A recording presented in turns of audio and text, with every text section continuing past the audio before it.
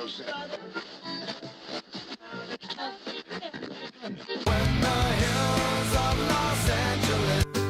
Angeles, I'm and most Hollywood nights. She goes to California, oh, California. California. What you say about Los Angeles? LA got the people saying, Los Angeles.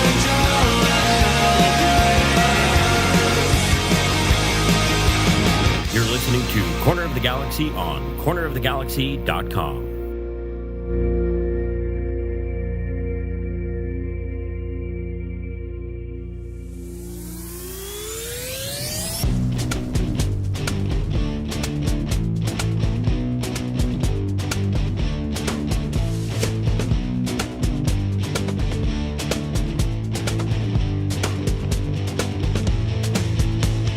It's time for another episode of Corner of the Galaxy from the Box, the show that gets you behind the scenes of the LA Galaxy and into the mind of soccer reporters and MLS experts.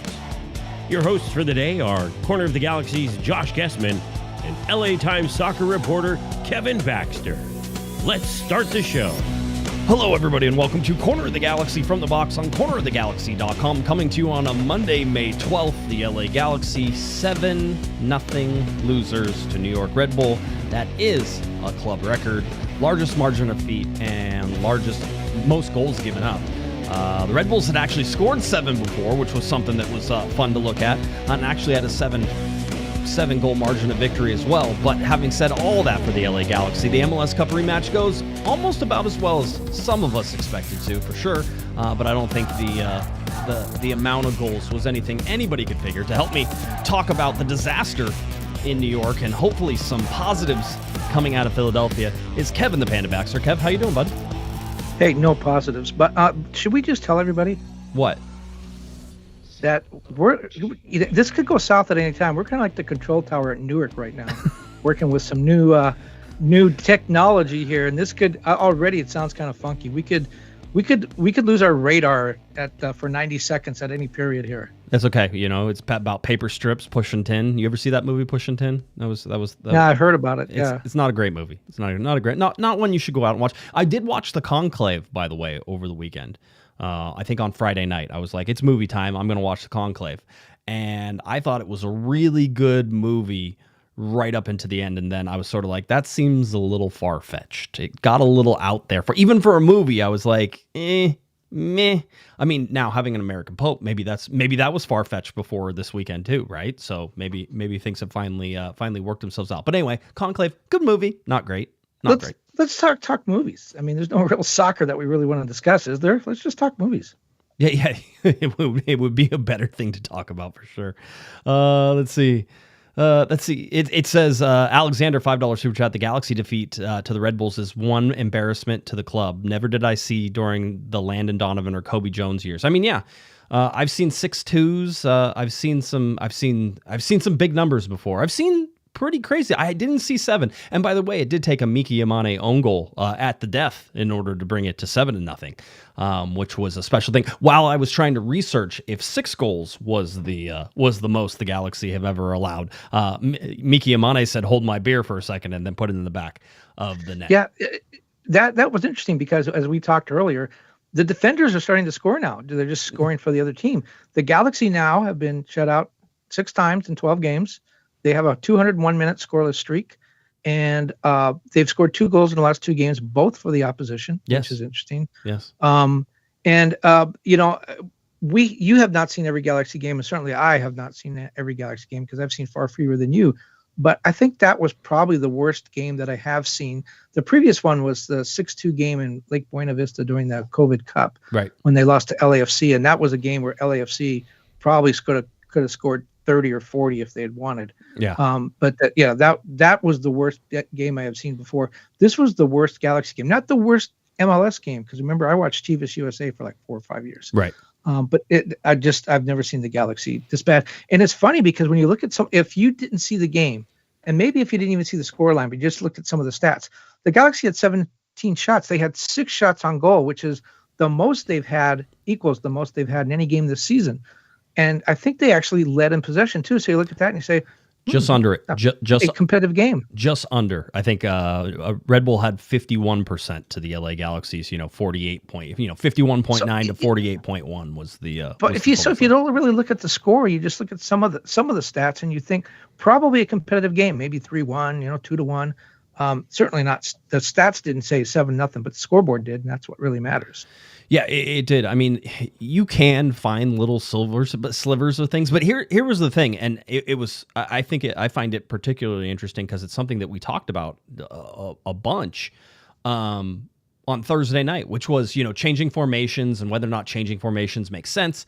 And I think Alex was a pretty big proponent of going to a back three, a back five, which is what the LA Galaxy rolled out. Certainly you can look at it as a 4-4-2 whenever they move back to it, but talking to Greg Vanney afterwards, you could see the 3 or 5. Whenever I asked him the question, I said, I know you guys switch formations there. It looks like you were either playing a 3 or a back 5 in that. And he said, yeah, we were in a 5, right? And so basically your 5 that you had was Yamane, Yoshida, Garces, Nelson, and Aude. Now, what you wanted to see was that Royce and Fagundes and Cerrillo played more central, and then you got width from Yamane and Aude on the outsides. So that was the idea behind this game, was to do something that I'm always hesitant to do, which is to change the formation in a significant way in a place when you're not going to have your designated players. And maybe this was the game to sort of, try it, Kevin, but a game you're not going to have your designated players. You're not going to have that relief valve. I was certainly worried about New York's high press and the ability for them to trap the Galaxy into spaces, and I think that certainly took effect in this game. But really, it was the fact that you saw the defense not being comfortable in the 5. Now that 5 departs whenever the Galaxy would go up, right? Because Yamane would go up on a wing, Aude would go up on a wing, and so you would get more of a 3 in the back. And we saw the LA Galaxy, especially Amiro Garces, get picked apart. Emil Forsberg running in back behind Amiro Garces, causing all sorts of problems. And you could tell that Garces was not prepared or didn't understand how the 3 was supposed to work, because he kept letting everybody come in behind him. That was it. That was the diagonal run that beat the Galaxy 2 or 3 times. Even the first goal, though, even when you have defenders back and you do everything you can, you could see, Choupo-Moting just dribble around guys too. I mean, if Julian Aude is in there as a left back, and certainly I've been advocating for his play, if he's there as a left back, he can't act like a traffic cone and let Moting go right around, Choupo-Moting go right around him. So, disaster class. That's it. That's really what started it. You go down 2 goals. I think 2 goals to 3 goals. The Galaxy go down before they switch into a back 4, which I would have loved to said stabilize things. But because you're cheating so far forward up after that, I'm not sure it works. And the 2 forwards for me was totally ineffective. I thought Barry was okay. I thought Ramirez got into good spots, Kevin, and got absolutely nothing out of it. The midfield being as weak as it was, certainly with Royce, who I think played more advanced, with Fagundes in there trying to play, I think, help with Cerrillo and sort of that in a double 6. They're not really double 6s, but trying to do that stuff. No, none of it worked. And then, I think this game really finally got into the mental side of things for me, Kevin. And maybe that's the big story of everything, is that you saw the LA Galaxy give up that first goal, and you knew the rest was coming, right? You knew the loss was there. You knew that game was over, because the Galaxy realistically haven't had much of a reaction in the games, and being allowed to get scored on first again for the 11th time in 12 games now. It just seems like a rinse and repeat sort of scenario that was there. And it bears repeating. They've led 1 time this season. It was for 62 minutes, but it was the Orlando game. The only time they've led this season. And I think it speaks volumes, too. Nascimento had the most shots on goal, too. He came off the bench. So the starters, whatever this formation was supposed to do, it didn't work, because they weren't effective. They weren't dangerous at the beginning. But not until they started. Yeah. No, I was going to say, but let's be very clear that everybody was clamoring for a formation change, right? This was the talk. The entire last week was got to change formations, got to do something different, got to change things up. Again, I preach caution whenever you do that, because when you do that, you're putting guys who are embedded in a system to try and do stuff where they're not. Greg Vanney's also a coach who literally started a different system in an MLS Cup whenever he was playing, and ended up winning that MLS Cup. So there is some ability to put guys in the right spots. you could see with New York's press and without Gabriel Peck and without Joseph Paintsill on the wing to sort of be that release valve for the pressure, they were toast, and it was toast pretty fast. And then you put guys like Miguel Berry out there and Chris Ramirez. It just didn't provide them any relief from the pressure. Well, one of the things I like to do in my writing, anyways, is I really like to use statistics, because I think when you look at statistics, you can say, you don't just say like the Dodgers have the best pitching staff. You can show the statistics. With the Galaxy now, the stats are just so skewed, and this game helped that 7-0. The Galaxy right now have scored 8 goals. Only one team, Montreal with 6, have scored fewer. They've given up 28. No team has given up anywhere close to 28. They have the largest goal differential in Major League Soccer. They're on pace to give up a league record 79 goals this season. Yes. And we know their record 0-9-3. They're still winless. Worst start ever for reigning MLS champion. Yep. The goal differential is -20. Here, I have that chart too. You're going through them too fast. I can't even get the charts up. -20 on the goal differential. Certainly that's right there. LA Galaxy off to their worst start ever in franchise history. Still 4 points behind 2006 and 1997. 6 points behind 2023, just in case you were playing that home game. Let's see. The 0.25 points per game is dismal. By the way, the LA Galaxy average over their entire existence about 1.46, and the Galaxy are at 0.25. They have been more. The goals thing is crazy. The -20 is a gigantic number. The only numbers I can tell you that are worse were in 2017, which is I know there was a Hercules Gomez tweeted out. He said, "This is the worst I've ever seen the Galaxy." And I responded with 2020 and 2017 were still worse for me. And I can stand by that for just a little bit longer until when you see the numbers. 2020 was actually going to be worse than 2017, but because of the shortened season, the numbers don't pan out quite the way that you would expect it to in that. Well, but yeah. Let's kind of we don't have to talk about this now, but it's a good segue. 2017 and 2020 were bad seasons. They also had something else in common. Do you remember what it was? 2017 and 2020. I do not.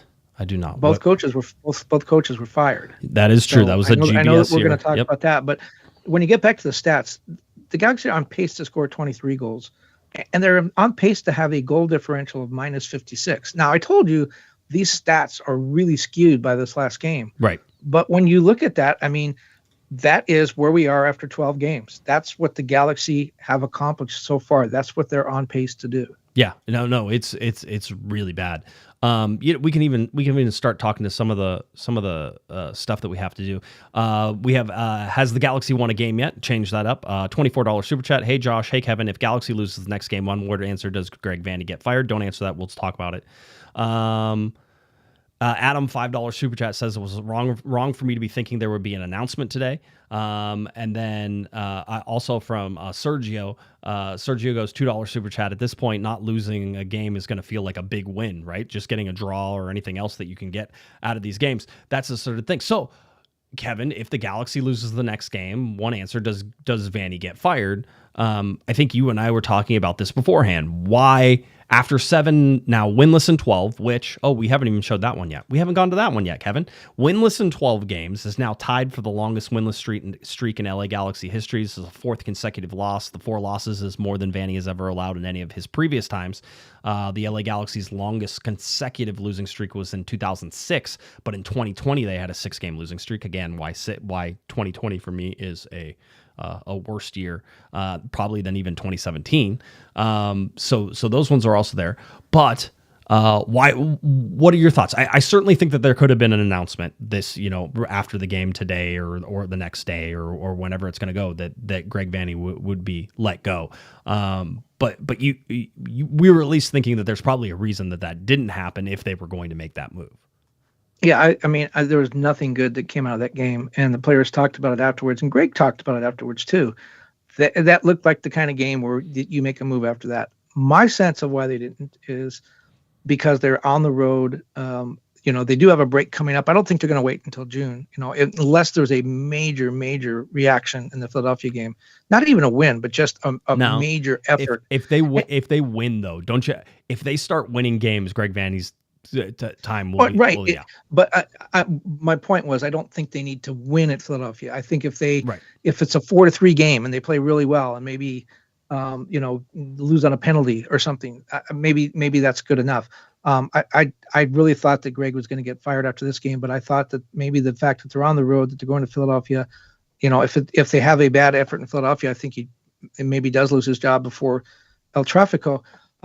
My thought is the team is simply not reacting. And this happens a lot in a lot of different sports where you have a good coach, a good manager, and the team, for whatever reason, Greg's record in 4.5 years or 4.25 years here with the Galaxy, he has a losing record. Yep. So it's not like last year was an incredible year, but it was really the kind of the year that stands out. It wasn't like this is part of a series of great seasons.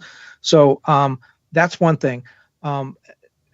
You can't fire all, and I know you don't like this analogy, but you can't fire all the players. You have, if things going wrong, it's the coach, Right. And the coach gets the credit when they win, and he gets the blame when they lose. There's a million different things that have gone wrong this year. Injuries, guys out of form. We talked about last week. We talked about how when you win a championship, as the Galaxy did, guys like Yoshida and Yamani and guys like that have career years, and then they regress to the mean. They go back to the way that they played over their whole careers. And you've seen that with Yamani and Yoshida and some others, that they're playing the way they play the whole year. Last year was the anomaly.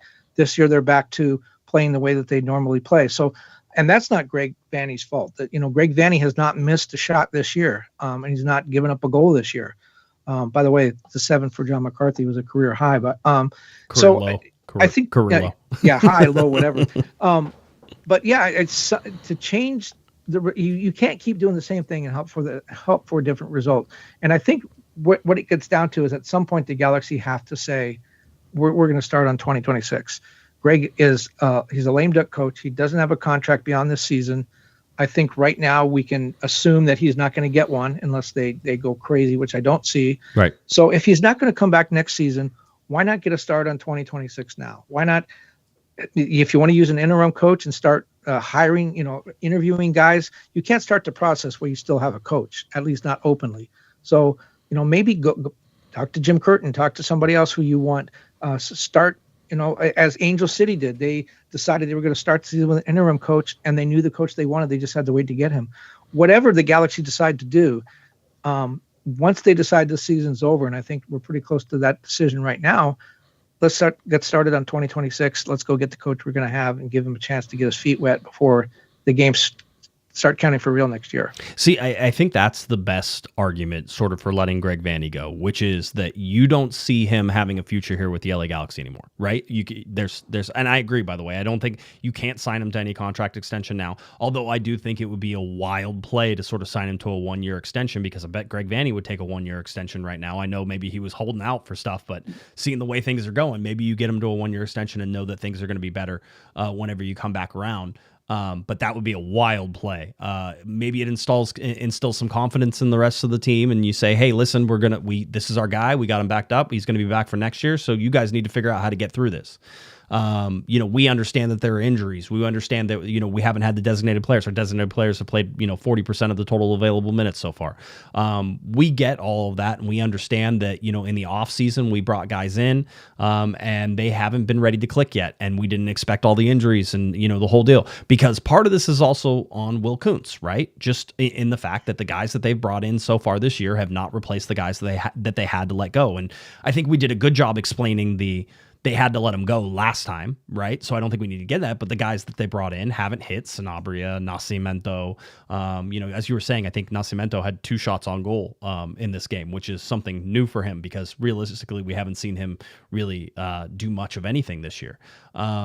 So I think that's the good argument for letting go of Greg Vanney, is you say, you know what, we don't see a future for you here next year.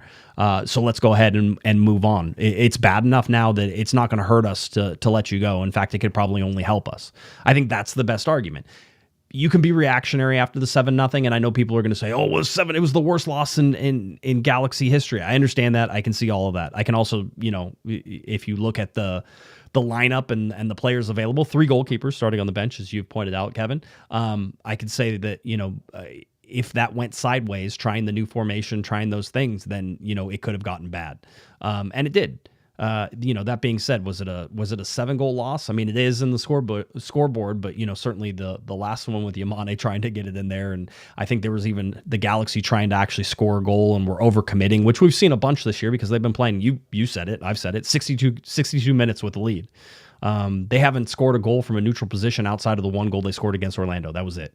So every other time that they've scored a goal, Kevin, they've already been losing, which is craziness.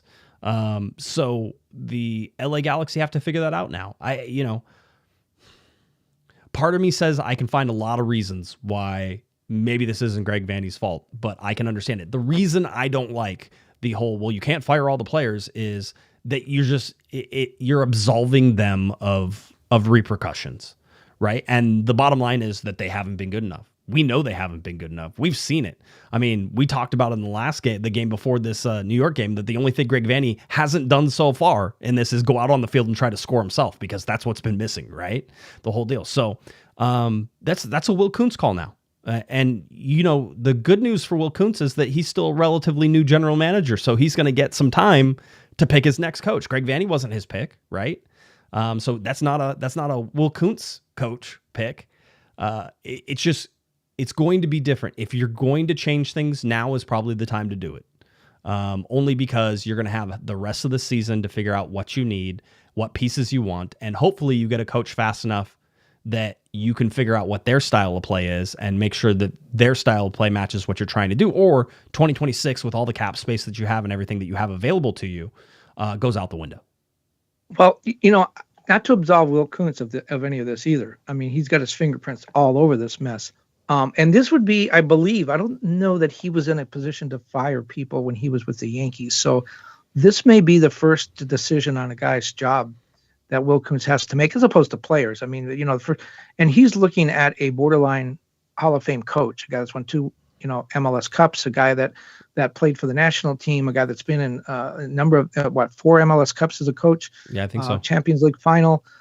So this is a guy that is a very there's a lot of gravitas involved with Greg Vanney. So I'm sure Will Kuntz wants to make sure that every T is crossed and every I is dotted if he does decide to make a decision. I do think the idea of let's get started on 2026 is a compelling one, but in not absolving Will Kuntz, so what did he do? Let's go back and look. They have 8 of their 11 starters from last season back. Okay, so he had every reason to expect that it was going to be a pretty good team. He did have some decisions to make in the offseason, mostly because of salary. And one of the things was Peck and Jovalic, they both aged a year, and they aged out of their contract status. That was about $1 million against the salary cap. So about 1/5 of the salary cap was taken up without Will Kuntz doing anything, just 2 guys getting older. And then there were the bonuses from the MLS Cup and all that. Everybody knows those stories. So if you're Will Kuntz, you have to make some moves. Moving Brugman, I think, was a good move, because he was the MLS Cup MVP, but he wasn't going to play this season, probably. He didn't play last season, was hurt. He's still coming off an injury. So that was probably a good move. Then you get to Delgado versus Fagundes. I know the thinking the Galaxy had there is Fagundes is more versatile, which is true. And they thought Marco Royce would kind of fill the midfield playmaker role. They had no idea that he was going to be hurt for so much of the season. Maybe if they knew that, maybe they keep Delgado and they try to move Fagundes. That one you can argue. Jovalic, he was under contract, so they could have brought him back. He would have been very unhappy. He wound up getting a much better contract in Kansas City. The Galaxy weighed a couple things, making this guy happy, and if they didn't move Jovalic, they had to move somebody else. So who else do you move that's going to take that kind of a hit? So I find it hard to second guess too much of what Will did. Yes, you can say keep Delgado over Fagundes. If that's second guessing you, then that's 2020 hindsight, because you had Royce, 3-time Bundesliga Player of the Year. You had to figure that he was going to be able to handle the midfield. But what's happened is, as you said, the players just have not produced. Guys, again, Yoshida, Yamane, Nelson, McCarthy, guys that had career years last year. Isn't that crazy, though? And I haven't played that way this year. Isn't that crazy, though, that, and I don't mean to interrupt you, but like you said it and it popped into my head, is that the Galaxy are running the same system that they had last year. So Is it Greg Vanney can't get across the same system that they were super successful in last year? Yes, I know that he's certainly relying on Ricky Puig, but Ricky Puig was here in 2022 and 2023, and the LA Galaxy sucked. And they won an MLS Cup without him. Everyone forgets that. They did, right? But and granted, you still have Joveljic, you still had Paintsel and Peck, and you had a midfield that could substitute in somebody like Gaston Brugman to come in and sort of be that MLS Cup MVP that he was. Going to look at sort of, and I know we go into starting players all the time, but go back and just look at the MLS Cup difference, right? Between the two teams, just the starting lineup and how it was. Yeah, no Ricky Puig, right? But Gaston Brugman was there. You had Mark Delgado that was there. You had Joseph Paintsel. You had Gabriel Peck. Are you going to tell me that if you take 4 of those guys out that you don't expect a significant difference whenever? Now, just comparing MLS Cup lineup to what we saw on Saturday night. This isn't and I keep going back to this isn't a system issue for me. And I think that was proven to me again by going to the 5-3-2 or however, again, it's a 5-3-2 in defense, a 3-5-2 sort of more in the attacking side of things. But by going to a 5-3-2 in a system that is fundamentally different than really the way that they like to play, which is 4 in the back, you saw without their players, without the guys that they need to operate, it's going to be a problem. Sophie asked after the game to Greg Vanney, obviously, missing three designated players, and he goes, "Yeah, we'll take anybody's really good players off the field, and it's going to have a big effect."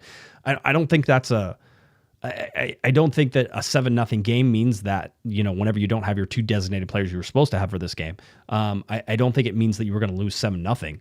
And that's sort of where the part of me goes away. I'll say this, and I think it was brought up in the chat room by Joe. Joe said we had a historic defensive performance last game, and Greg threw that away, right? Which is true. Not against New York, but against Sporting Kansas City. You didn't allow a shot to a team, right? Did not allow a single shot. And because of the pressure, because of trying to figure things out, and by the way, I think you and I have been told that the organization was looking for some formational flexibility from Greg Vanney, right? They wanted to see more with what he had there. I mean, what it showed to me is that the LA Galaxy have kind of a bare cupboard in some places, and certainly the midfield is one of those. And I think that was the major problem with the 5-3-2 was the fact that the midfield with Royce, who's going to cheat forward and doesn't come back too much, relying on Cerrillo and Fagundes, and then you're already losing. By the way, you're losing again, and in the what was it? How quickly was the first goal scored again? Let me go back to it. In the 7th minute. You're losing in the 7th minute. So any of the defensiveness that you wanted to have is now gone because you're going to have to come out of your shell a little bit and try to get forward. The Galaxy couldn't figure out the back 3 with the back 5, sliding back in defense, and on turnover places, whenever the wing backs started to get forward, they got caught. And I think you can see that. I think it's obvious if you're watching the game. If you're not watching the scoreline and you're watching the game, you could see the LA Galaxy get caught. Moving it back to a 4 in the back solidified some things. Is that great? No. I mean, they still ended up giving, 5 more goals after that. But they're in a cheat position then. It's almost, as Matt Doyle calls, almost tactics free. After you're down 3-0 now, there's no worry about anything else. Well, when they go down in the 7th minute, I guarantee you everyone on the field and on the sideline were like, oh no, here we go again. The shoulders drop, the head drop. There's no way you can avoid that. What I would say is, yes, from what I've heard from the Galaxy front office is Greg is a system guy, tends to be a system guy, thought of as a system guy. And the criticism was he's playing the system, not the personnel. You got to play something with the personnel. And so he went to 5 in the back. Well, we can scratch that off. That didn't work. We're not going to do that one again. So Greg did try something. It didn't work. I don't know if there was a lot of told you so after that, but I'm saying it.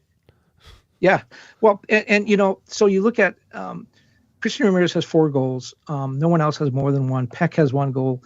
Paintsel doesn't have a goal. Like, granted, Paintsel missed a lot of time with injury, but there were 4 guys with 10 or more goals last season. First time it's ever happened in MLS history. Yes, Ricky is out and Dejan got traded, but Peck and Paintsel were supposed to be the guys, and they've combined for 1 goal this season. Granted, they've been injured, but Paintsel hasn't played. Paintsel hasn't played. And you want to know why? I mean, this has not been pulled out enough. He's played in 40% of the total. He's played 438 minutes this year. 430. That's it. Yeah, but here's the thing. You and I talked before, and I know it's going to be a burr in your saddle here on this, but the team with the best record in MLS, the best start to a season in the modern, second best in the modern era, the Galaxy were in 2010 were slightly better, is Vancouver. Vancouver's missing their top three of their top four scorers from last season. Ryan Gault, who had 10 goals and 15 assists last year, he's played 199 minutes. I think they've had injuries to 9 different starters. Injuries are part of the game, and it's how you overcome them.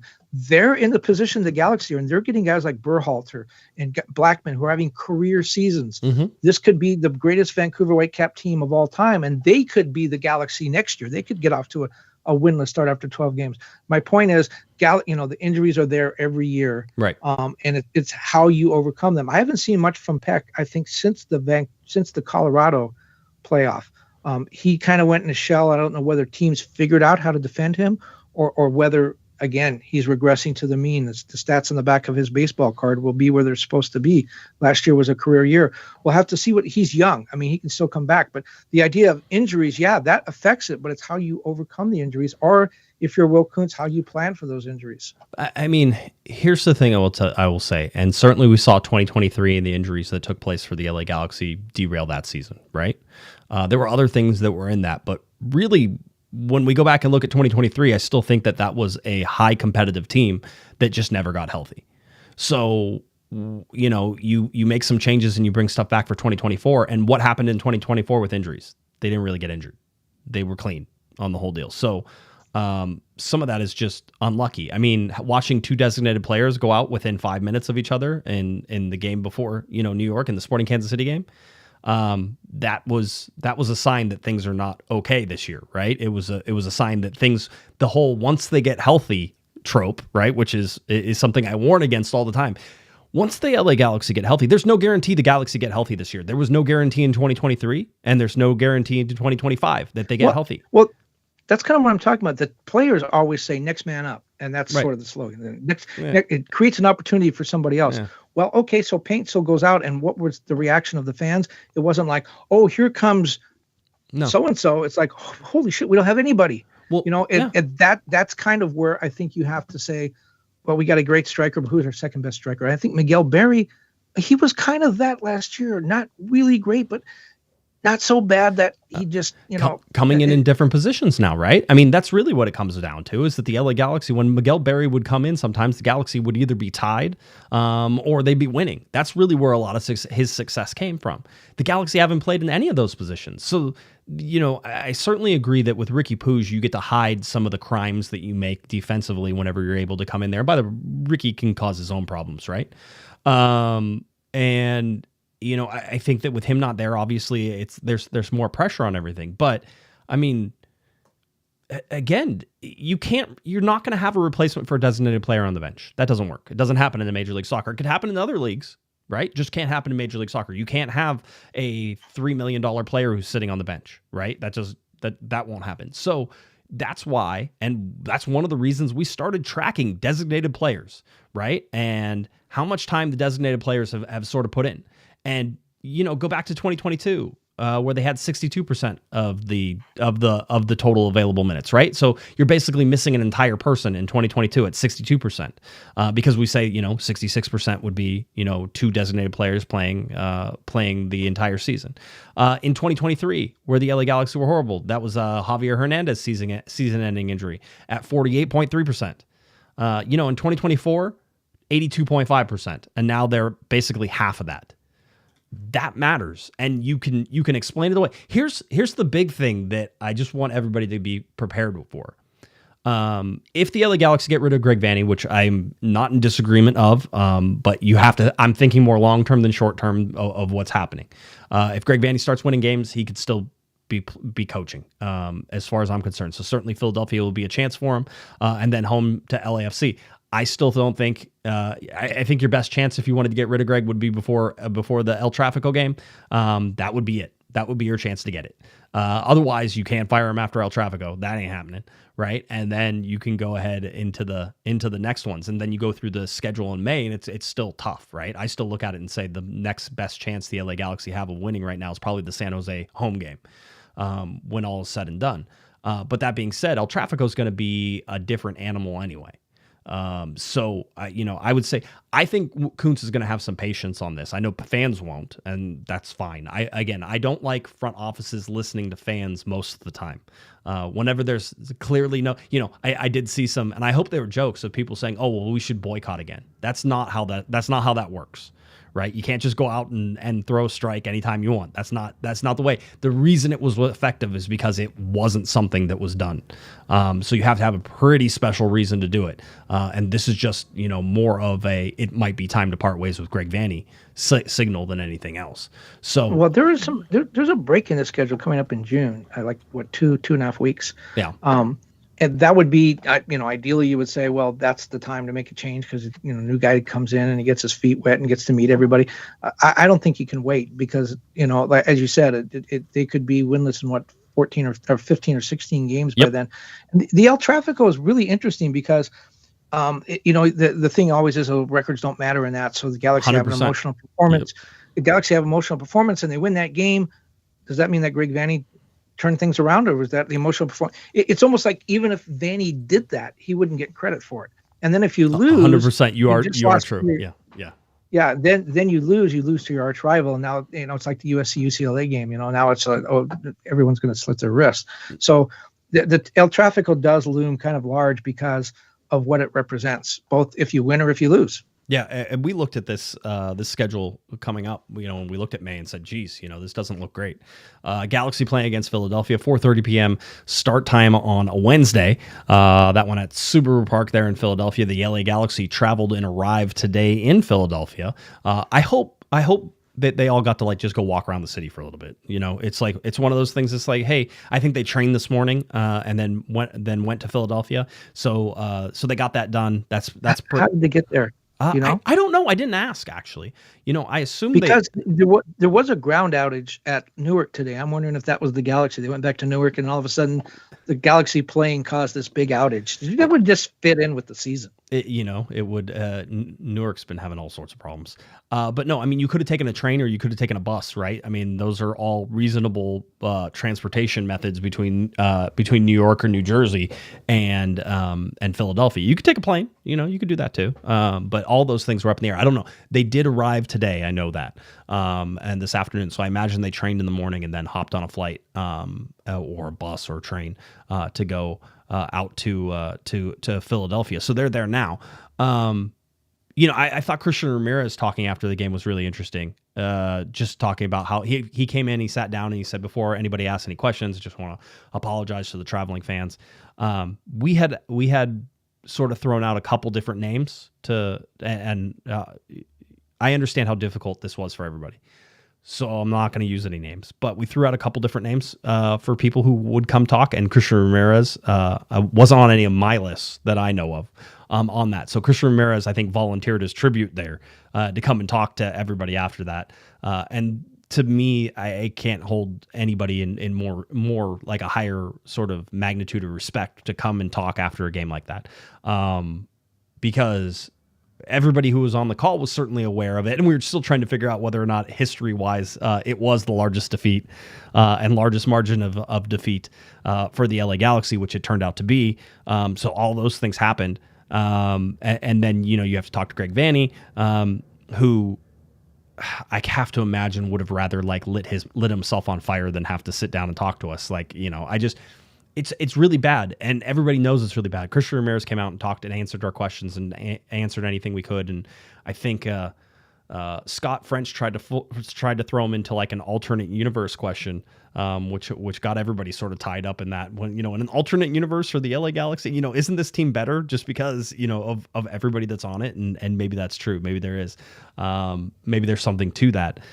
But looking at just everything that happened from this, I hope they got to go and just blow some steam off, because Christian Ramirez talked about how he didn't think anybody was going to get any sleep that night.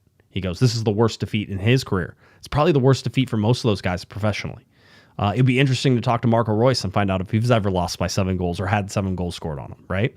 These are things that might not happen in your entire professional career. So everybody knows, including Greg Vanney, the coaching staff, Will Kuntz, Maya Yoshida, John McCarthy, any of those guys, they all know that the performance wasn't good enough on Saturday night. Now they have to react.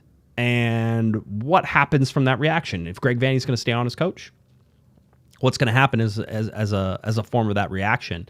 Do they make? Is this rock bottom? I mean, you could lose by 6 goals to Philadelphia, Kevin. Or 7 and or 8. That's an improvement. yeah. If you lost by 6, it would be an improvement. 1 goal. We're taking a step in the right direction. That's right. Jonathan, by the way, says $5 super chat. I'm taking my son to the Galaxy match in Denver on June 25th. Predictions if G's have a league win by then. So by June 25th, do the LA Galaxy have a win? But I say yes. Yes. Yeah. Will we have a new coach? Is the last question for Jonathan? Is will we have a new coach? Possibly, and maybe they go on a winning streak. I mean, at this point, anything can happen. But I would. It's definitely a question mark for me. I don't know. I was ready. See what and I know you want to talk more about what Christian said, but just talking about whether they'll have a win by then or go on a winning streak. This is why the Philadelphia game is so important. And Philadelphia is a really good team. And so I don't necessarily think the Galaxy have to win. But everybody said, the players said, we can't sleep after this game. This was terrible. They're embarrassed. As you said, the worst professional game probably a lot of those guys have ever played. Yep. So now this is a gut check time. Do the guys come out and bust their butts and do whatever it takes and maybe get a little chippy because they're frustrated and really put in an effort? And I don't think effort's been the problem. I think there's been other issues. But do they go out and put in that effort, or do they just say, forget it, we're terrible, we're not going to the playoffs, we're horrible, I don't believe the coach anymore, I don't trust the coach anymore, right. Forget it, I'm not even going to break a sweat in this game. Tim, by the way, says, hi, guys. This is a question for you. Tim says, hi, guys, $2 super chat. Do you think it's effort for some players? Do you think it's an effort? You just answered that, but maybe expand on that. Well, I don't think anyone has quit yet. I don't discount the possibility of that. The more this thing starts to roll backwards, because I think it's just human nature to get in the position of why am I busting my butt when this guy over here just gave up 2 goals and that guy had an own goal, and why do I keep busting my butt? No one's even noticing me. Or guys on the bench say, "Oh, you started him, and now I go in when it's 4-0. Well, screw it. I'm not even going to try." Right. I don't think that's happened yet. I wouldn't say that everyone's played, 100% every minute they've been on the field. I don't think that's the case. It is a different team from last year. I wouldn't blame effort. Performance, yeah, and there's a lot of things that go into that. And I go back to. I guess the one conclusion I keep coming back to is last year's team just played out of their minds. That when you look at the sum of, is it the sum of the parts or whatever that expression is? Yeah. I think they were much greater than the sum of the parts. I think guys just had tremendous years, and I think a lot of them reverted back to their mean. They're still good players. They're just not MLS Cup champion type players. David says, $2 super chat, are the LA Galaxy the worst defending champion in MLS history? Yes, they are, as of right now. Yeah. So, yeah, 100%. Juan says, $5 super chat, when your captain shows no heart or effort, what do you expect from the team? Garces is busy covering the midfield, which right now is Cerrillo only. On the defensive side, certainly, Juan, Cerrillo is left on an island a lot, mostly because the LA Galaxy are playing from behind and actually need to cheat forward, and I think we've talked about that to death.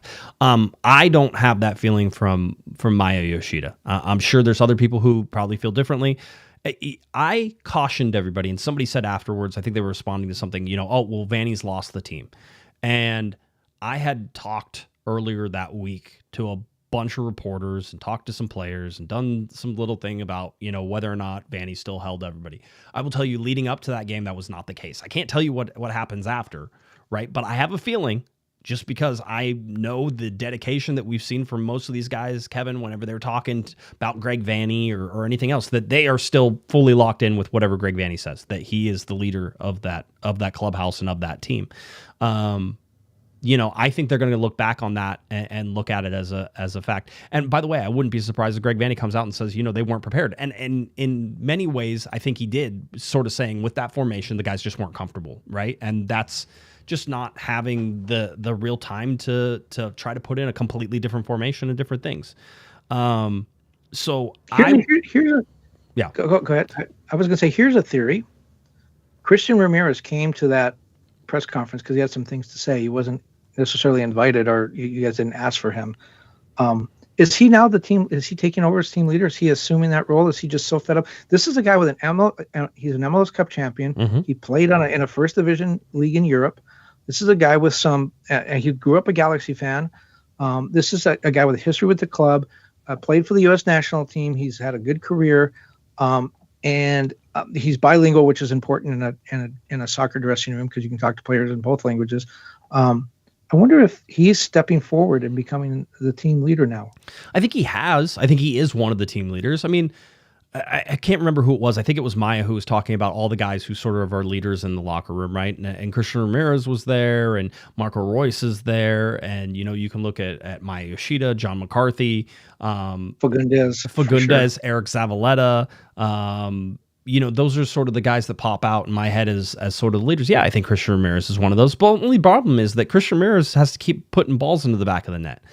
He had, I think, 2 pretty good chances in this game, and I don't think he got a shot on goal on either of them. The Galaxy have gotten to the point where there is so much reliance on the defense that the offense isn't performing, and they're not taking the chances. I mean, Joseph Paintsel missed the sitter in the Sporting Kansas City game before he got hurt. So we see these problems. We see the problems that the LA Galaxy have had in finishing. And again, outside of personnel, I don't know what else you can do. So this is my one caution, and I think to me it makes a lot of sense. Is you can get rid of Greg Vanney, you can move on, you can go a different way in coaching. I just wouldn't expect things to change until the LA Galaxy can sort of figure out and maybe add to this team and tweak some things, because the guys they brought in, and I think you're fair in saying about Will Kuntz that the choices he had to make in the offseason were at least reasonable choices. You can not like some of them, but overall there's at least reasoning behind them. Can understand that. But what I think hasn't been litigated enough, or certainly hasn't been called out, is the guys they brought in just haven't performed. Right? Sanabria, Nascimento. You can look at even Elijah Winder, who I still want to see more of. I'm still actually pretty high on Elijah Winder. I know there's lots of people who aren't.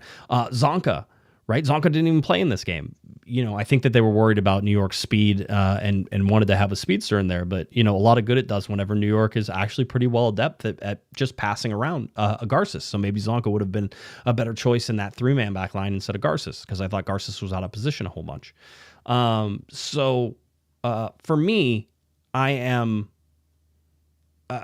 fine at this point. I do sort of agree that things have to change. I just don't like the players are going to have to be responsible for this.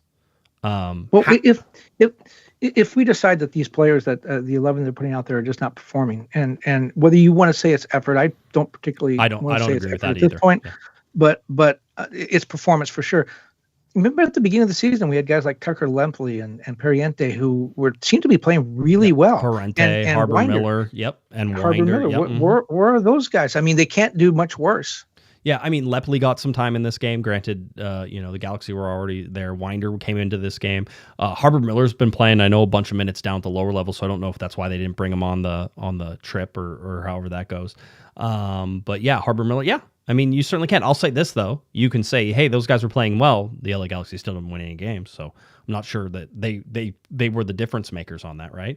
Well, and I think that's when you'll see when the Galaxy make that decision. If they do with Vanney, if they decide that it's time to start 2026 now, maybe those guys will get some minutes. And I wanted to get you, too, talking about JT, because I thought 3 goaltenders on the goalkeepers on the bench was strange, and you pointed out there's nobody else, but you're not, and you said, why bring a guy if you're not going to play him? Well, you're not going to play 3 goaltenders. You're not going to put Mikovic at central midfield.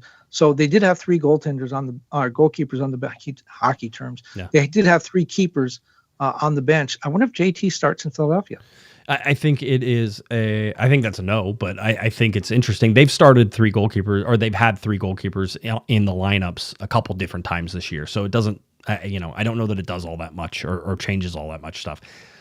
We've been talking about it for a while, that having 3 goalkeepers is 1 goalkeeper too many. And so, I'm still expecting something to come of that. And whether that comes this summer, the Galaxy probably were like, oh, well, we can survive this summer. And then, we have a piece to trade, and we probably have a pretty good piece to trade. Where they're at now, they need more help now. So it's one of those. Adam, $5 super just says, Josh and Kevin, just a question. How do you feel the atmosphere will be at the stadium on Sunday? Before, during, or after? Will there be any tension? I mean, depends on the score about whether or not there will be any tension with everything. I also saw that Crazy Brain, $5 super chat. Noticed Vanney called team together after a game on field. What do you think he was telling guys? They seem like a united group, win or lose. I get people who want to argue, Kevin, all the time with me, right? And whenever I say that Greg Vanney hasn't lost the team, I say it from not because I feel it. I've seen it.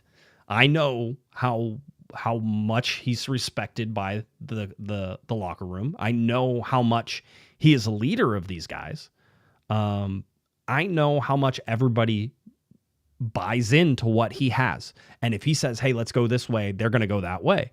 What do you think he's telling the guys? I imagine that what he was telling them is, don't pay attention to that score, right? This is going to feel horrible. You're going to want to, this is what I would say. Anyway, let's not put words into Greg Vanney's mouth. Let's this is what I would say is, don't look at that scoreboard. Don't let this beat you up. This is one game in a week where we're on the road and we play another game on Wednesday. This is horrible. Live it for the rest of the night. Go to sleep. Wake up tomorrow ready to work. That's the only thing you can do. These things are bad. They either build character or they destroy teams. And so either you let this make you better or you let it destroy you. And as of right now, my dad always had a rule, Kevin. I don't know if your parents ever had a rule, whenever you were either running cross country or doing anything, whenever I would have a bad game, that I was allowed to be upset about it all the way home in the car. I was allowed to be upset about it. Then whenever I got home, it was stop, turn the page, next. Christian Ramirez even said afterwards, he goes, I think somebody asked him how you move on from this. And he goes, I have a short memory. Right. And that's what everybody that's what they need. They need to understand the hurt and the embarrassment of what just happened. Right. That's absolutely a part of it. But then you need to push that away and you need to get back to work and play. These guys are professionals. You need to flush it. But there's also, and the players that were there last year, and again, that's the vast majority of guys on the roster, those, I'm sure they're being reminded, hey, Greg Vanney did something last year that's rarely been done. 19 wins, a club record, 25 if you include the playoffs, or 24 MLS Cup, all these things that he did. But the longer this goes on, the harder it is. Like Greg says, here's how we're going to do this. Yeah. And there's players there. It's in the back of their mind, like, yeah, right. Like we tried that last week, didn't work. Mm-hmm. Or guys who aren't playing or who believe they're out of position for whatever reason. Maybe Aude wants to take Nelson's spot, and he hasn't. And so Greg said Nelson's going to start again, and Aude's going to go, you don't know what you're doing. I should be out there. That's why we're not winning. Yeah, he needs some of that's going to start to happen. Yep. I think. I mean, they're professionals, but they're also competitors, and they don't like being embarrassed. And so at some point, I think some of those players are going to go like, why should we listen to this guy? He hasn't won a game yet. Yep, 100%. I was going to say somebody asked a question. I just said, did I ask this one? Is it safe to say that Yoshida and Royce aren't coming back next season? $5 super chat from David. Yes and no. I don't know. Royce is not coming back. I don't think his contract. No, he has. He has a contract through it. Does he? Yeah. And Yoshida has another year too. Yoshida had a 2-year contract. Yeah, but I think Yoshida wants to stay for family reasons and for the World Cup. Actually, he has other things that are going on, so he may not play for the Galaxy. I guess if they wanted to buy him out, but I don't think he's going to leave of his own accord unless things just get so bad that he doesn't have a choice. I mean, there's always mutual. I was worried about the Marco Royce's durability throughout the rest of the season. I think that has more of an effect on whether or not he'll want to come back and play again. Because if he spends most of this year injured, he may just decide it's done. He's not making that much money, Kevin. That it's something like he needs to stay. Yeah, Royce has more money than God, so that's not an issue. Yoshida was upset that he took a pay cut, so I think the money probably means a little more to Maya. It does. And then a $5 super chat from Crazy. Do you agree with travel fans chanting, "We want better"? Doesn't that discourage the team? I have no issues with it whatsoever. I actually think that's one of the more respectful things you can chant after that. Yeah. I mean, if you were a traveling fan, and I knew a couple of people who went down there, I'm sorry. That is just the absolute worst thing to have happen. And maybe you were like, oh, I'm going to go to New York and Philadelphia. I bet you're really excited about going to the Philadelphia game now, right? People are like, I don't know that I need to go. Maybe we'll just end this trip early. Maybe for my mental health, we'll go do something else. That's where the LA Galaxy have sort of put it now. I will say that, I said, I think somebody asked, and it may have even been you last week whenever we were talking, and the people were saying, what happens after a game? I said, it matters on results, right? It matters on what happens in the results. It matters how you play the game. And so to see a 7-0 dramatically increases my timeline for the ability to remove Greg Vanney, right? And so that's one you can't swallow. That's one you can't just sort of explain away. There's not. Certainly you can look at reasons, and I hope on this podcast we do a good job of explaining the reasons why things didn't work for the LA Galaxy in this. It isn't just about yelling and getting mad. I said that, it's dangerous getting into a reactionary game, and that's what I don't want to see. So if you've noticed, my comments have been, if you don't think Greg Vanney is going to be your long-term for next year, then why are you going through this? If you do believe that he want him back for next year, if Will Kuntz is like, I want him back for next year, right? Just straight up, then come out and say it. Come out and say it. Let's remove all doubts. That way people can stop asking for it, right? Let's be like, you could come out if you're Will Kuntz. The giant I'm going to be right in 2026 move is come out and say Greg Vanney's, we just signed Greg Vanney to a 1-year contract extension and he'll be back next year, and we believe in what he's doing and we're behind him 100%. And the faults that we see on the field aren't just all his. This is the players. This is the front office. We need to do a better job of getting in the players. That's another way you can go at it. But again, that is, for me, is more of a long-term, what are you thinking? And that's where I would suspect, unlike a lot of people, and certainly unlike supporters, I don't want a reaction. I want to understand long-term what your plan is for Greg Vanney. No. And that's a great point. I actually don't think that's going to happen. I don't think that's their thinking, but that's a great point. You always hear in baseball a pitcher that loses 20 games. People talk about, he had a terrible season. No, actually, he wasn't bad. He got a chance to go out there 25 times. We gave him the ball because he was the guy that we had confidence in. So you can look at this and say Greg Vanney, has won a game this year. But if you believe he is a part of firing a coach is you have to have someone better to hire. If they believe that there's nobody better than Greg Vanney, you're right. They need to say that now so that the questions after every game aren't what happens next. And by the way, when we looked at that schedule, you and I, we talked about maybe New York, the Red Bulls, maybe that was their best chance for a win and the game's coming up. And you saw what happened. We thought they wouldn't beat Philadelphia. LAFC would be difficult. San Diego there was going to be tough. And, you had to get to San Jose with Bruce Arena coming back before they had a chance. So New York, the last MLS team they beat last year in the MLS Cup, that we thought that would be maybe the game where they had the best chance. And it turned out to be 7-0. And the Galaxy someone asked about a super chat asked about the LAFC game. Yeah, the Galaxy really have not put their supporters in a good situation, and I fear that Sunday game could get real ugly, and for a couple of reasons. One is if the Galaxy win, Galaxy going to feel great, and I can just see the away fans, reminding the Galaxy this is the first game they won this year, and if LAFC were to win, I can see the away fans reminding the Galaxy they haven't won yet this season. So the Galaxy have not put their supporters in a great spot going into this game because there's a lot of emotion and there's people who don't have a lot of class on both sides, and it's it feels like a powder keg. Yeah, it could. Adam, $5 super chat. Mark Delgado will be welcome back on Sunday from everyone, right? So that's he'll be back in the stadium. I imagine he will. I don't know. I imagine he will get a round of ovation there. Mark Delgado's a good guy. Always liked him. So again, for me, it's now about individual results. Again, go back to Philadelphia. Win a game in Philadelphia. Draw a game in Philadelphia. Come home, win a game against LAFC.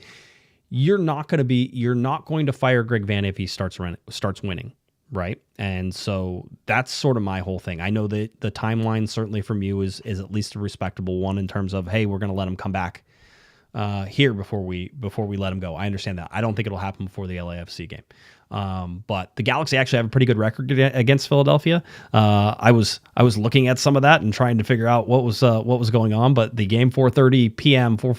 kickoff time on MLS Season Pass. It's the LA Galaxy headed to Subaru Park and taking on the Philadelphia Union on Wednesday, May 14th. So you can look for that one to happen. Yes.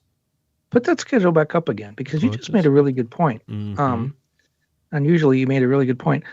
If they go on a winning streak, and so let's just pretend, okay, let's say they beat Philadelphia, a penalty goal, kick or something. They beat Philadelphia.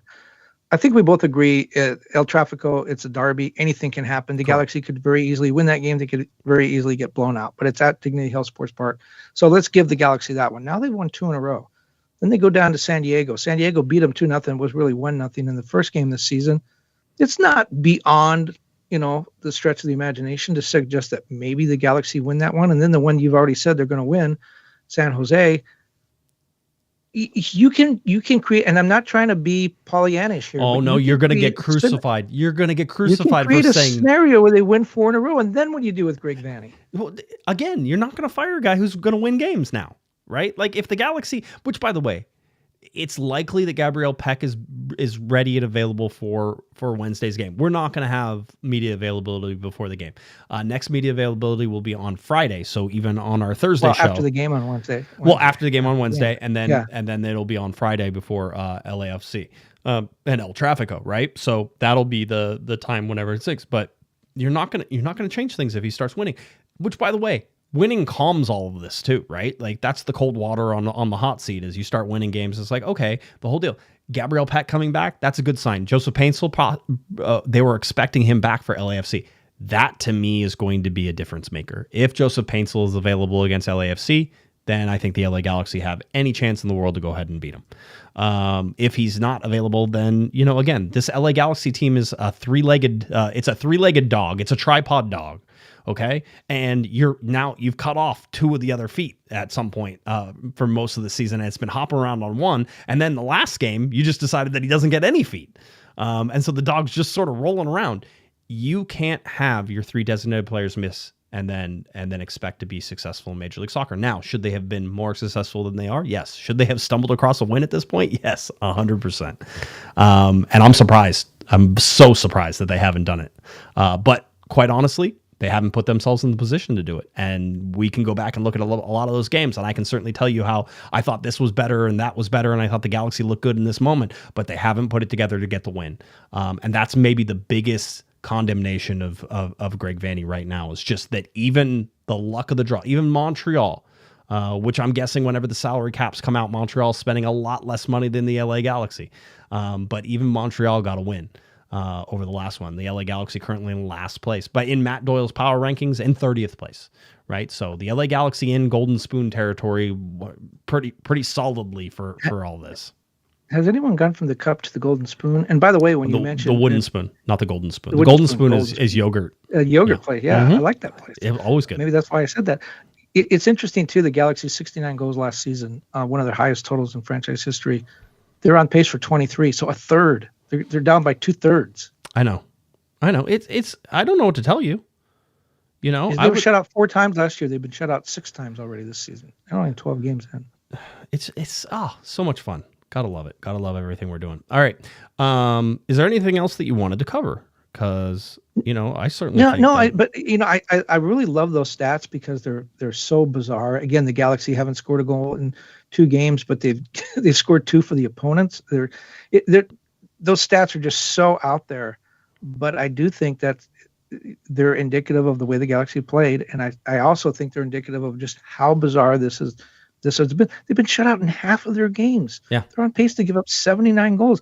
This is crazy stuff. It's almost like they're missing some offensive players there. I mean, yeah, I don't know. Could just be me. I'll just keep talking about it. I remember back in the day when Robbie Keane wasn't able to play, and Scott French asked Bruce Arena if the offense suffered when Robbie Keane didn't play, and all Bruce did was laugh and said, "Yeah, the Lakers don't score as many points when Kobe doesn't play either." 100% true. Always, and by the way, true. Ricky Puig not there. Gabriel Peck injured for the last game. Joseph Paintsel injured for a lot of this season so far. Patrick, by the way, says the Galaxy brand is getting badly tarnished by this.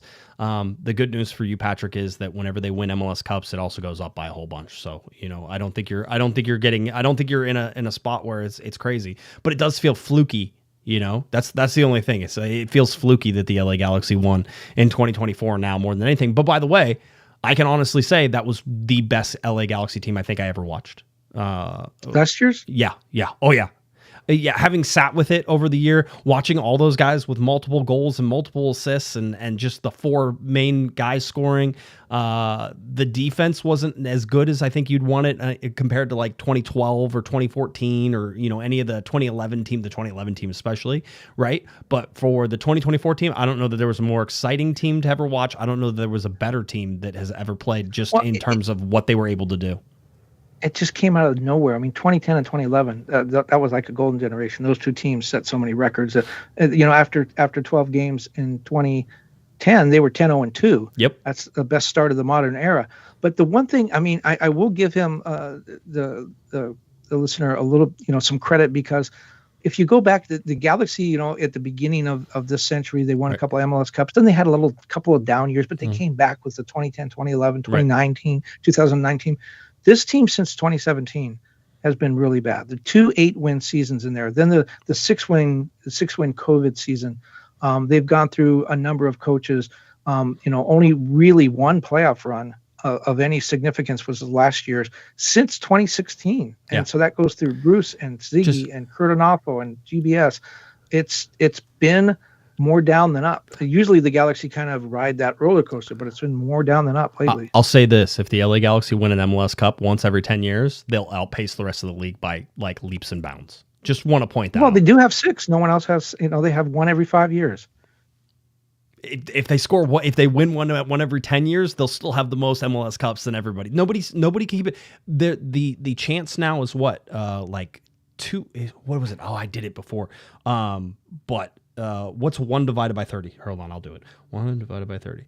You have a 3% chance. You have a 3% chance of winning MLS Cup just on that there are X number of teams. There are 30 teams. You have a 3% chance of winning an MLS Cup, and the LA Galaxy won an MLS Cup in 2024.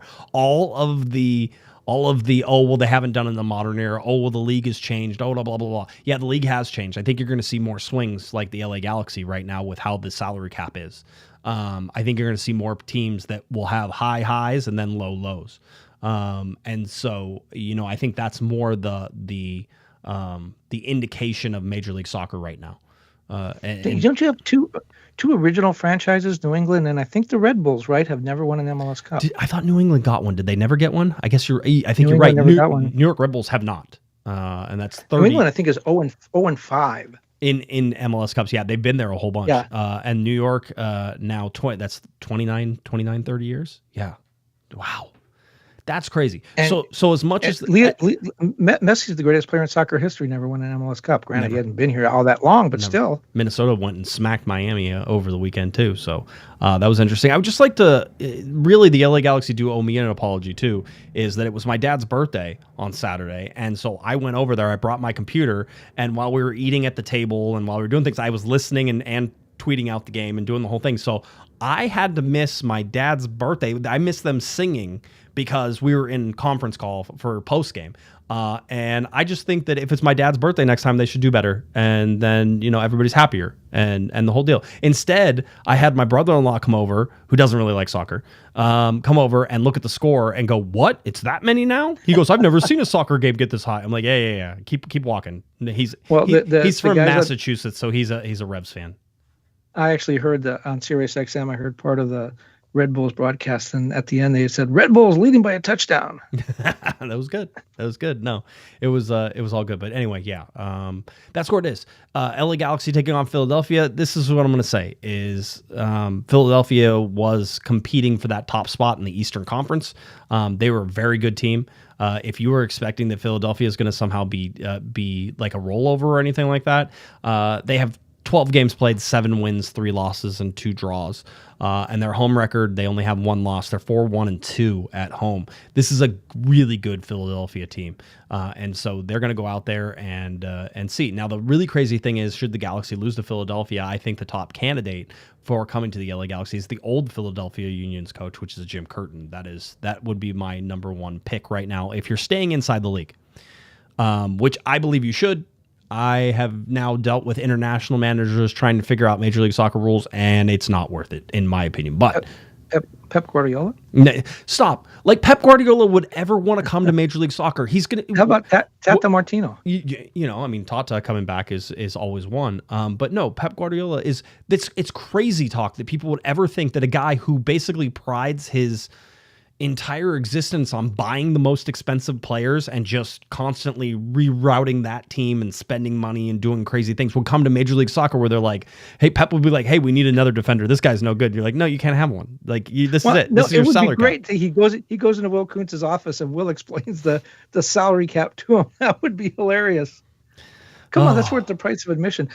So you think going into Philadelphia, Greg Vanney believes or knows or senses that he's coaching for his job. I would not. I don't like the timing of it. I don't like the timing. I know you're a fan. You're a fan, quote unquote. You've sort of marked this out that, you know, if Philadelphia doesn't come out, then when Greg Vanney comes home and gets fired. I can see it. I just don't like the timing of it. Doing it before an El Trafico. You got to give Greg the El Trafico for me. And then, by the way, it doesn't matter what happens against the El Trafico. You can't fire him after that. You have to give him one more game after that. You can't fire him after your rivals. That would be something that would never be forgotten in the history of El Trafico. And let's make clear, we know we're talking about Greg Vanney, again, a borderline Hall of Fame, soccer Hall of Famer. Yes. We're talking about him as if he's dog meat. He's a great coach. He's won MLS Cups. He's gone to MLS Cups. He made a World Cup roster. He's a great coach and a great player, was a great player.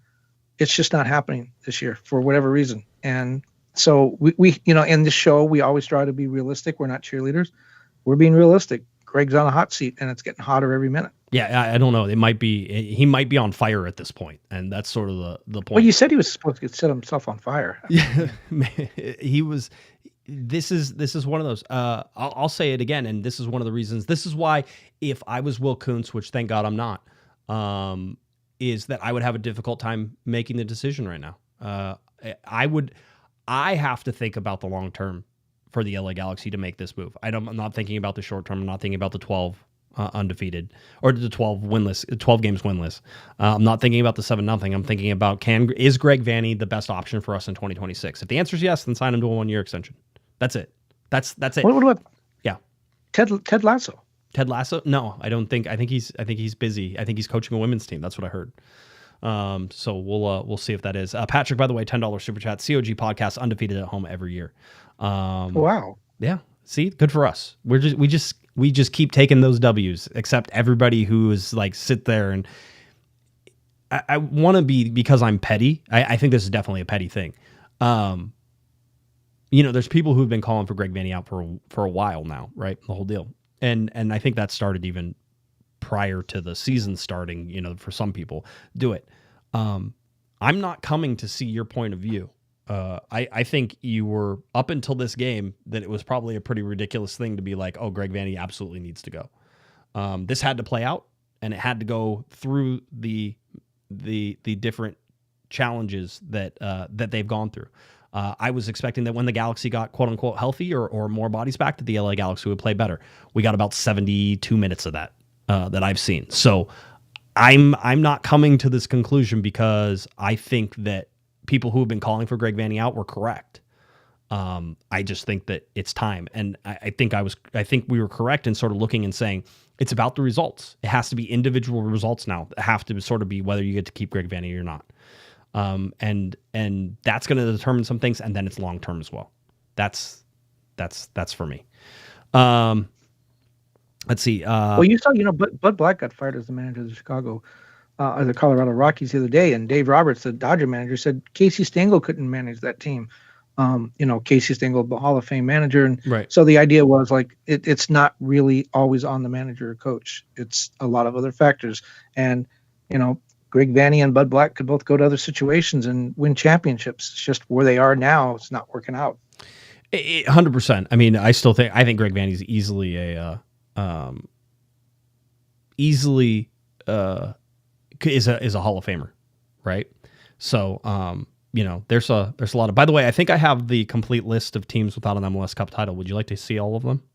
This is via. Well, there's a lot. There's a lot now. Like there Nashville's is. Number one. There is. Yeah. Vancouver, by the way, never won an MLS Cup. No. St. Louis City, Philadelphia Union. Oh, Philadelphia Union. You would have expected. They came so close so many times. Orlando City, New York Red Bulls. That's always a fun one. New York Revolution, Nashville, Minnesota, Inter Miami. That is true. Messi. No MLS Cups for Messi. FC Dallas, charter member. That was one that was there. FC Cincinnati, Three Charlotte. charter members. Yep. FC Cincinnati, Charlotte, Montreal, and Austin. That's what I believe are the is the total. And San Diego now. San Diego never won one. San Diego has never won. Yeah, correct. Yes. Also correct. So, and by the way, that I don't think it's a real problem for most teams unless you're FC Dallas, New England, and New York Red Bulls. That not once. Yeah, ever. they've had 30. They had 30 shots at it, and they played it when the league was only 10 teams deep. 100%. So, All right, we'll see where all of that goes. LA Galaxy taking on the Philadelphia Union coming up on 4:30 p.m. on Wednesday, May 14th. MLS Season Pass is where you can find all that stuff. All right, Mr. Kevin, we are getting out of here because I want to get out of here and you want to get out of here. If you're looking for Mr. Go sing happy birthday to your dad. No, I can't. It's over now. It's over now, so we're not going to do it. If you're looking for Mr. Kevin Baxter. Late birthday cards. No, I mean, he got a card. I was there. I was just in the other room. If you're looking for Mr. Kevin Baxter on any of his social media, it's at kbaxter11, latimes.com. All of Kevin's wonderful sports writing across all the different sports. That's where you can find it at latimes.com. If you're looking for me on any socials, it's at Galaxy Podcast, and head on over to cornerofthegalaxy.com. Any of the places that you can see, YouTube, SoundCloud, Spotify, Apple iTunes, any of those places is where you can find our podcast, Corner of the Galaxy. We thank you for hanging in there with you. We'll be back on Thursday to tell you the result of the LA Galaxy's game against Philadelphia, and of course get you ready for El Tráfico coming up on Sunday. A lot of things still going on in this season. We're not done here. You've been listening to Corner of the Galaxy from the box on cornerofthegalaxy.com. Have a great one, everybody. You've been listening to the Corner of the Galaxy podcast on cornerofthegalaxy.com. You can follow the show on Twitter and Instagram at Galaxy Podcast. And be sure to check out and subscribe to iTunes, Stitcher, and Facebook by searching for Corner of the Galaxy. Fans, we thank you for listening, and we ask that you be kind and courteous to your neighbors as you leave the podcast. We thank you for joining us and look forward to seeing you again. Until then, I'm Michael Araujo, and on behalf of the entire Corner of the Galaxy crew, goodbye.